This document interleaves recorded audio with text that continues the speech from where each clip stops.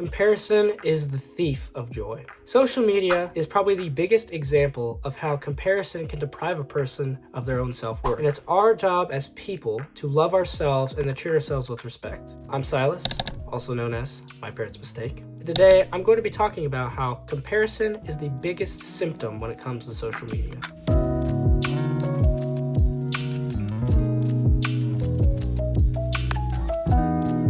I've also struggled with comparing myself to others on social media. Honestly, I still kind of do. And with that, I also tend to struggle with something that maybe some of you watching this struggle with, and that happens to be body dysmorphia. And I think the biggest thing that people get wrong with body dysmorphia is that it's not just looking in the mirror and feeling fat or feeling skinny, which that does happen. It's more of just having a total lack of confidence in yourself and constantly comparing yourself to others subconsciously. And with that comes having unrealistic expectations for yourself, being like hyper aware of every angle. The thing is that most people don't really know that I struggle with body dysmorphia. In fact, not a lot of people really know that any other people struggle with body dysmorphia. And that could be hidden under humor, makeup, or gym obsession, which is something that I am definitely known for. And the biggest connection to it all would definitely have to be social media.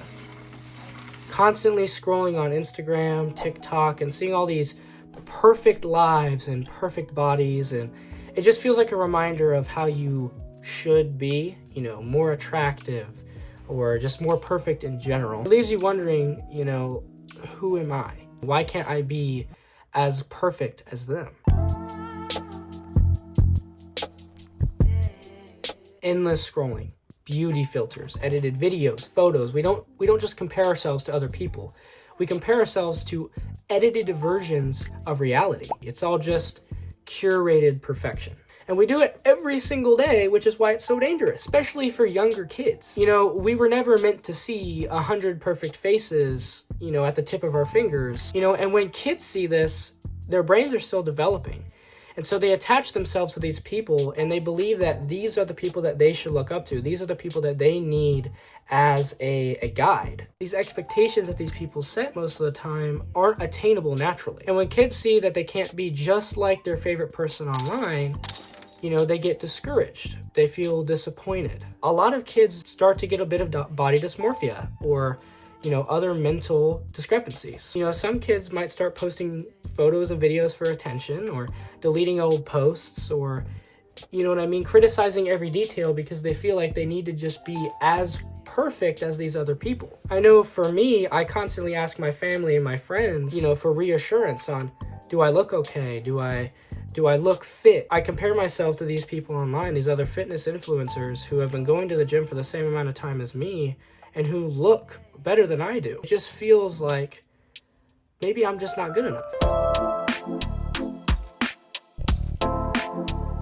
Imagine how many memories people have put aside just because they're too focused on how they may appear to others. You could be surrounded by love and still feel completely and utterly unworthy. You become a collection of borrowed expectations. You may dress for approval. You may pose for validation. This is why we need to shift our perspective. We could spend the next 10 years trying to become something perfect for ourselves, or just start living right now. Because your body and how you perceive yourself and how you compare yourself to other people doesn't dictate your happiness. You deserve happiness because you're human. You don't have to love everything about yourself, but you could always speak more gently to yourself. Be brave, because one day you're gonna be old.